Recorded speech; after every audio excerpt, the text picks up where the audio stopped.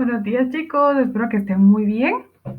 Espero que hayan descansado un poquito esta semana que pasó y vamos a seguir ahora con nuestras clases de sociales. Vamos a comenzar la nueva unidad del libro, es acerca de historia. Y para ver historia, vamos a comenzar con la conquista de América, la conquista y colonización de América. Entonces vamos a ver qué fue lo que sucedió en estos días. Creo que ya todos hemos visto, obviamente desde pequeños, el proceso de conquista y colonización, pero vamos a ver ahorita un poquito a grandes rasgos para que podamos recordarnos. Durante la primera mitad del siglo XVI, América vivió el proceso de conquista que se caracterizó por la organización de ejércitos que se internaron en el continente, motivados por lucro personal. ¿Qué significa lucro personal? Intereses personales, sobre todo económicos, ya que pensaron que querían oro, plata, piedras preciosas, y de hecho sí habían, las esmeraldas también abundaban acá, y otros tipos de productos muy preciosos en España. Vamos a ver la conquista y el legado medieval. ¿Qué significa esto? Resulta que cuando vinieron los conquistadores traían ciertos legados medievales. Cuando hablamos de que traían una mentalidad medieval, bueno, no sé si se recuerdan, pero cuando vimos algo de la Edad Media el año pasado, hablamos que en esa Edad Media fue un periodo un poco oscuro. Y en ese periodo abundaban los caballeros andantes. No sé si alguien se recuerda de Don Quijote de la Mancha.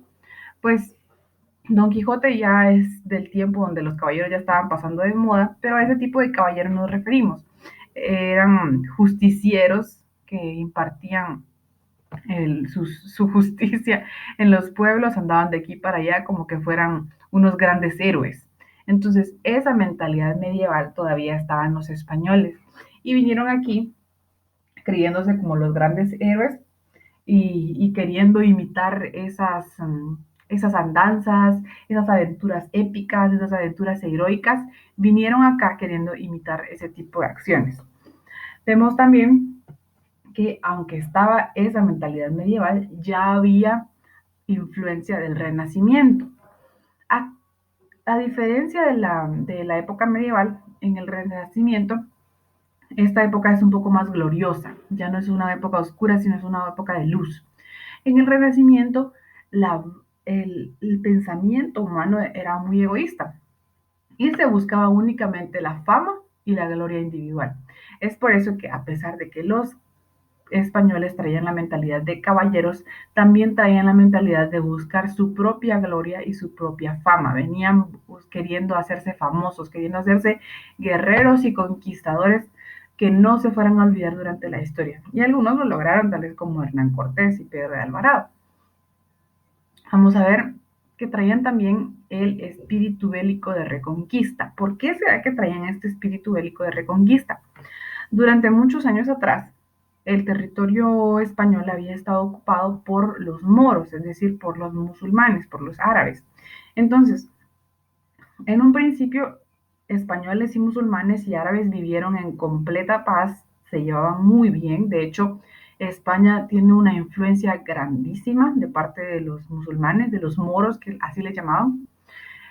Pero después, bajo el reinado de cuando fueron cambiando de reyes, esto cambió y los españoles empezaron a echar a los moros poquito a poquito hasta que por fin los fueron echando en masa y por medio de guerra. Entonces ese espíritu bélico de guerra, de reconquistar su propia tierra, ya lo traían. Ya tenían guerreros entrenados, ya tenían tácticas de guerra, eran un país guerrero, porque justo acababan de reconquistar su propio territorio. Entonces, veamos también algo de la religiosidad y crueldad. El espíritu guerrero, ese espíritu bélico, estaba impulsado por su religiosidad, porque decían que, creo que eso lo vimos el año pasado, decían que conquistaban en nombre de la iglesia, conquistaban a todos los que no fueran creyentes. Eh, entonces, por lo mismo, aunque su espíritu de guerra estaba inspirado, digámoslo así, por su religión, al mismo tiempo habían actos de mucha crueldad y mucha violencia. Sabemos que la religiosidad no es lo mismo que la fe. Entonces, vamos a ver un proyecto ambicioso. ¿Qué significan estas palabras? Adelantazgo, repartimiento, encomienda. Fíjense que durante el proceso de conquista de América, los españoles emplearon el modelo tomado de la reconquista española en la península ibérica cuando se enfrentaron a los pueblos moros. Es lo que les venía diciendo. Ese mismo modelo, esas mismas tácticas que ellos habían utilizado con los moros, las vinieron a aplicar acá, a América.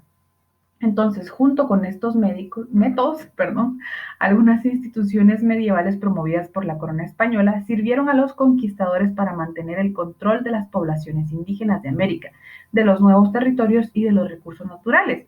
Muchas veces podemos pensar, ¿cómo es posible que habiendo tantos indígenas acá, cómo es que los españoles, y eran muchos menos, lograron la dominación de estos pueblos? Y es que ellos ya traían mucha experiencia de guerra. Vamos a ver. Dentro de los métodos que fueron más importantes en este proyecto se encuentran el adelantazgo. Esto del adelantazgo es un sistema tanto económico como político. En esta figura, el rey autoriza a los conquistadores que realizaran sus expediciones en los territorios americanos. El rey de España ya se había apropiado del continente americano como que fuera parte de su propia España. Entonces, en este modelo del adelantazgo, el rey le dice a un explorador, sí, está bien, te doy permiso que vayas a América y vayas a descubrir y conquistar todo lo que quieras, pero necesito que la quinta parte de todo lo que traigas me la des a mí, como impuesto a la corona española. Entonces, a cambio de eso, yo te voy a dar el título de adelantado. Entonces, creo que sí se recuerdan que hemos visto varias veces que tanto Pedro de Alvarado como a otros conquistadores se les da el título de el adelantado. Eso significa que eran como exploradores, como conquistadores, y la quinta parte de todo lo que ganaran tenían que darlo a la corona. Eso es el 20%, imagínense. Y después vamos a ver otra cosa que tenían que dar aparte. El repartimiento. En el repartimiento es otro tipo de método, de metodología. En la primera tarea que realizaba el adelantado o capitán de la conquista, a tomar posesión de los territorios. Era lo primero que tenía que hacer cada adelantado que venía. Consistía en la repartición de los indígenas de un territorio para que sirvieran de mano de obra. Supónganse que venía un adelantado, conquistaba, digamos, supongamos que conquistaba 100 kilómetros cuadrados, bueno, mucho, pongamos unos 20 kilómetros cuadrados de tierra. Conquistaba eso y entonces venía y agarraba una pequeña parte de esa tierra y se la daba a los indígenas y les decía, bueno, ustedes van a vivir aquí y van a trabajar para mí. En eso consistía el repartimiento. A ver, a cambio de eso, los adelantados debían proteger a los indígenas, proteger entre comillas, y adoctrinarlos en el cristianismo.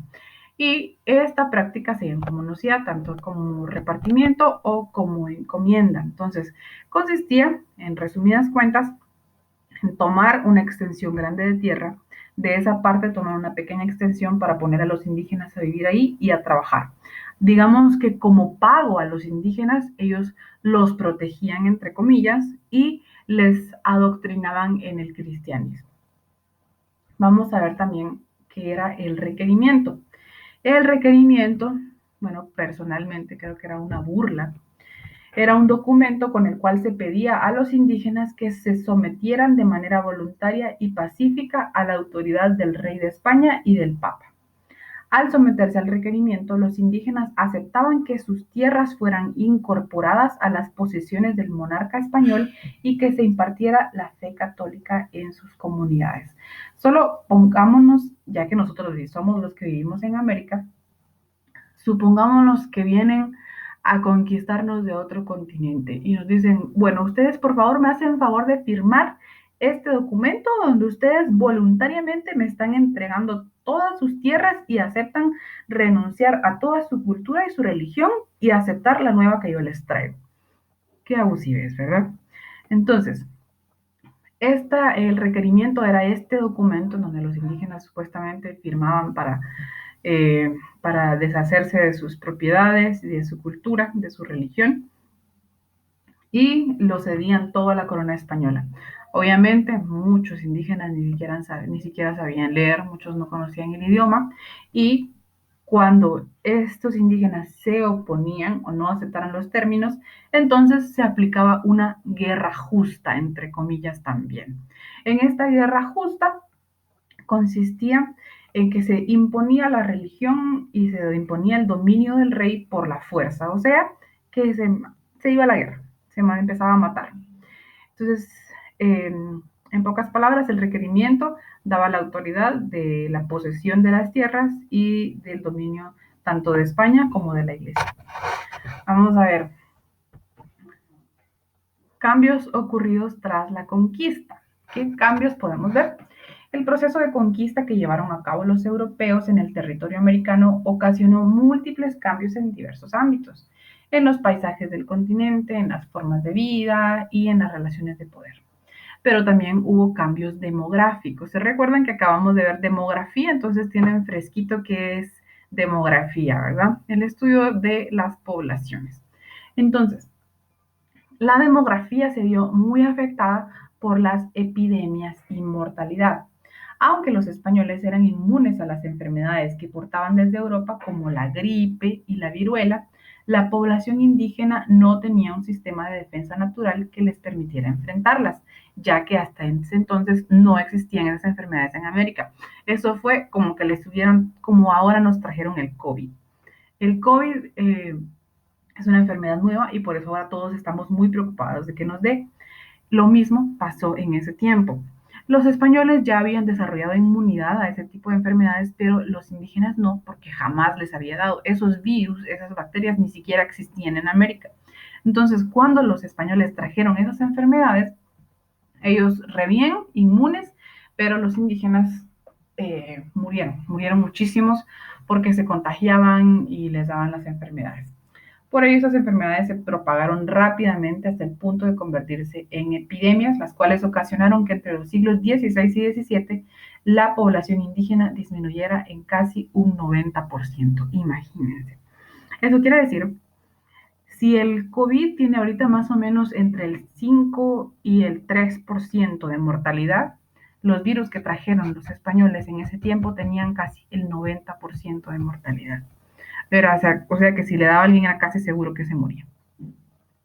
Depresión y descenso en la población. Imagínense, no solo los indígenas les quitaron sus tierras, les quitaron su cultura, les trajeron enfermedades, murió el 90% de la población, ¿qué ganas les iban a quedar de vivir? Hubo muchos suicidios, muchos filicidios o simplemente reducción de interés de traer más hijos a un mundo que ya no les parecía suyo. Después de ser los reyes de América, los grandes imperios de América, después, obviamente, ¿quién va a querer traer hijos a un mundo así? Los conflictos bélicos. La conquista del territorio que hoy ocupa Centroamérica fue producto de diversas expediciones que incluso llegaron a chocar entre sí. ¿Qué significa esto?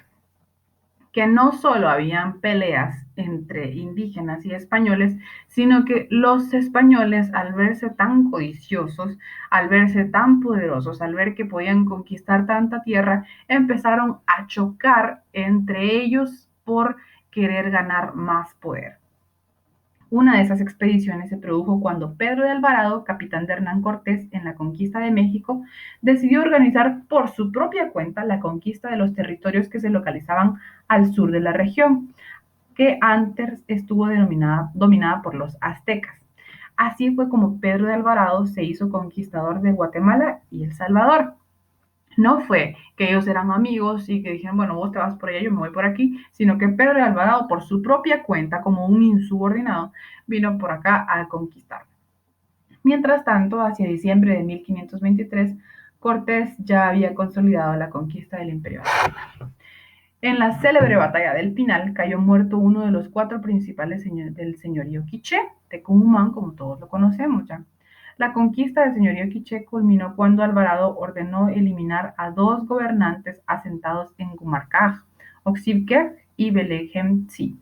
Finalmente la ciudad fue quemada por orden de Pedro de Alvarado. Todo esto con la intención de cristianizar. y obviamente siempre, siempre, siempre el objetivo de ganar fama, ganar poder y ganar riquezas. Vamos a ver, imposición de nuevas ideas y estilos. ¿Qué pasó con todo el arte, toda la cultura que había de los indígenas acá? Todo eso fue reemplazado y destruido por los españoles. Vinieron los españoles y dijeron, bueno, todo esto nos recuerda a los dioses que no son los de nosotros, entonces a la basura a quemar, como hizo Pedro de Alvarado, y mucha arte, ciudades, templos, monumentos, documentos, mucho fue quemado y destruido totalmente. Además de eso, como si no fuera poco, también los suelos y los cultivos fueron modificados, hubo mucha erosión, deforestación y mucha destrucción de los suelos fértiles de toda el área de América. ¿Por qué deforestación? Muchas de las maderas que habían en América resultaron ser preciosas, maderas preciosas que no se tenían en América, perdón, en España. Ay, otro mensaje, perdón. Entonces, los españoles empezaron a talar y talar y talar y talar y todas esas maderas se iban para España. Además de muchas otras cosas, ¿verdad? Vamos a ver también, muchos de los bosques tropicales fueron destruidos progresivamente para dar paso a los cultivos de azúcar, tabaco y algodón que impulsaron los grandes hacendados españoles y criollos. Muy bien, entonces, vamos a ver. También esto se sigue viendo hasta ahora, pero en ese tiempo fue incluso más. Ahora hay leyes que nos protegen, que protegen nuestros bosques, protegen nuestras selvas, hay leyes que nos ayudan a mantener eso donde está. Y entonces talar y utilizar selva virgen para hacer cultivos ya es prohibido. La ley lo prohíbe, entonces se hace debajo de agua, siempre se hace, pero lo hacen ya a escondidas. En cambio acá venían y volaban hectáreas y hectáreas para sus propios cultivos. Vamos ahora. Ese fue los cambios ocurridos tras la conquista. Pero vamos a ver ahora la colonización. En la colonización, obviamente, se dio el trabajo colonial. Este periodo de colonización duró casi 3 siglos y fue como si no fuera poco, ya para los indígenas ahora les tocó peor. Trabajo colonial. Vamos a ver, el descubrimiento de grandes yacimientos de minerales y la codicia de los conquistadores motivaron la colonización del territorio americano. De esta manera dio inicio a la minería como actividad productiva. Metales preciosos como oro, plata, cobre, bueno, el cobre no era precioso, pero era muy útil, y piedras como esmeraldas, diamantes en algunos casos, jade, tantos minerales preciosos y rocas preciosas que se explotaron por medio de la minería. También en las regiones donde no habían yacimientos de metales preciosos, como Centroamérica, aquí realmente no se encontró mayor cosa de minerales. Entonces aquí se desarrolló la agricultura. Todavía somos un país agricultor. Algunos productos agrícolas como el cacao, la caña, el azúcar y el añil se producían de forma muy fuerte acá en Centroamérica para productos de exportación. Esta producción de cultivos necesitaba grandes extensiones de tierra. También la ganadería, así ganado vacuno, también para exportar todos los productos de agricultura se necesitaban envases de piel. Entonces, tanto la agricultura como la ganadería necesita extensiones de tierra muy grandes. Y esto dio origen al latifundio y la posesión de extensas tierras fértiles en manos de muy pocas personas. Un latifundio es una extensión de tierra muy grande dominada únicamente por pocas personas o incluso por una sola, y todos los demás que viven ahí pues no tienen ningún derecho a ella. El primer proceso de apoderamiento de grandes extensiones de tierra lo llevaron a cabo las órdenes religiosas, a las cuales la corona cedía territorios para la construcción de conventos. Sin embargo, a finales del siglo XVI, dicha práctica era realizada por los españoles mediante la autorización de los latifundios a cambio de dinero para la Real Hacienda. El objetivo era explotar el añil o plata de jiquilite de manera intensa para exportarlo a Europa. Esta medida también incrementa la crianza de ganado vacuno, pues se necesitaba cuero para la elaboración de los empaques para el tinte. La iglesia también acaparó muchísima tierra, como acabamos de ver. La iglesia obviamente se alió con los intereses políticos y económicos de la corona, entonces fue también así como lograron apoderarse de grandísimas extensiones de tierra. El sector de manufactura fue importante en las ciudades, había muchos artesanos y aunque la mayoría eran pobres y muy sencillos, algunos sí lograron ser reconocidos por su habilidad. Vamos a ver, monopolio comercial. ¿Qué significa el monopolio comercial?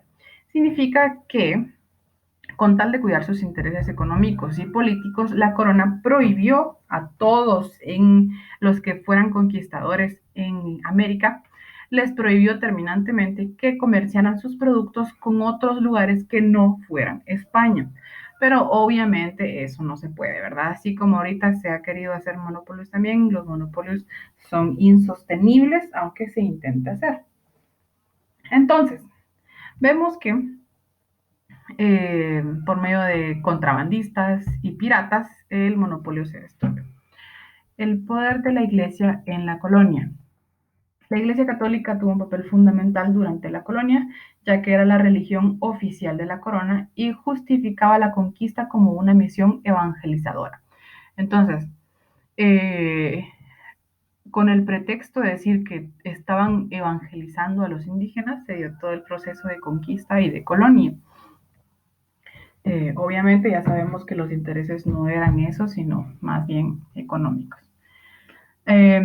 Por medio del regio patronato, los papas acordaron ceder a la monarquía española la responsabilidad de evangelizar los territorios descubiertos al concederle facultades como sugerir a las autoridades eclesiásticas o autorizar el ingreso de órdenes religiosas. Se fueron enviando ya sea líderes y órdenes religiosas completas para poder evangelizar a los indígenas.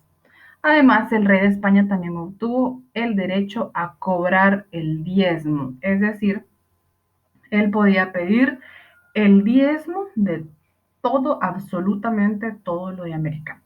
Entonces, así fue como tanto la corona como la iglesia se fueron enriqueciendo.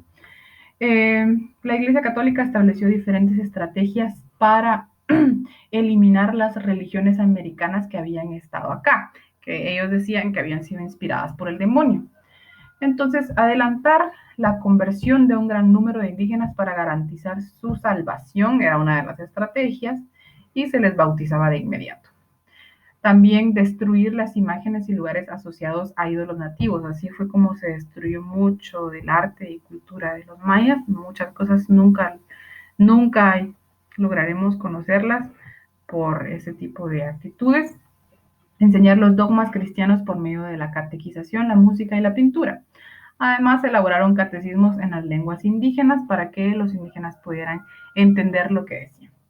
La Iglesia Católica calificó como idolatrías a todas las manifestaciones de religiosidad vinculadas a los antiguos rituales. Entonces, como consecuencia de eso, cada vez que alguien practicaba, digamos, alguna práctica de su cultura o de su religión maya, era perseguido. Se adoptó aquí también las costumbres de la Inquisición y cualquiera que se opusiera a las costumbres de la Iglesia Católica, pues era torturado hasta la muerte. Vemos acá la imagen, les puse esta imagen de la Iglesia Católica, es por eso que acá en América tenemos iglesias católicas muy grandes, muy bonitas, porque pues fueron parte de la conquista y colonización de América. Los grupos sociales en la colonia. A ver, durante el periodo colonial se produjo una gran e irreversible transformación en la composición de la población del continente, así como una diferenciación social caracterizada por la conformación de una sociedad jerarquizada y estratificada según el lugar de procedencia.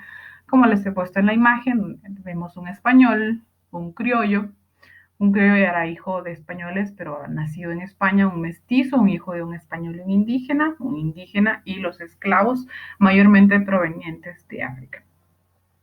Con base en esto se dieron dos tipos de distinciones, una étnica que se dividió a la población en blancos, indios, negros y en las castas que surgían entre ellos, las que les acabo de mencionar, y una distinción jurídica en donde se distinguía la República de Españoles y la República de Indios.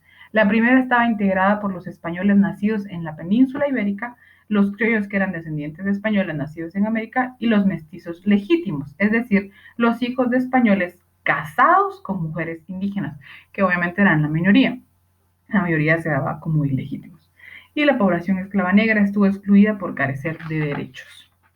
Bueno, chicos, esta es la clase de hoy, estuvo un poquito larga, pero ya ven que la historia es muy interesante. Vamos a hacer nuestra tarea, que es realizar las páginas 126 y 127 del libro de texto. Luego van a investigar en el cuaderno 3 consecuencias sociales, 3 consecuencias culturales y 3 consecuencias económicas de la conquista y colonización de América. Si pueden encontrar algunas que todavía se observen el día de hoy, genial. En total van a poner 12 consecuencias en su cuaderno. Bueno, chicos, espero que estén muy bien. Ya saben que cualquier duda me pueden preguntar a mi WhatsApp personal. Cuídense, por favor, que tengan un buen día.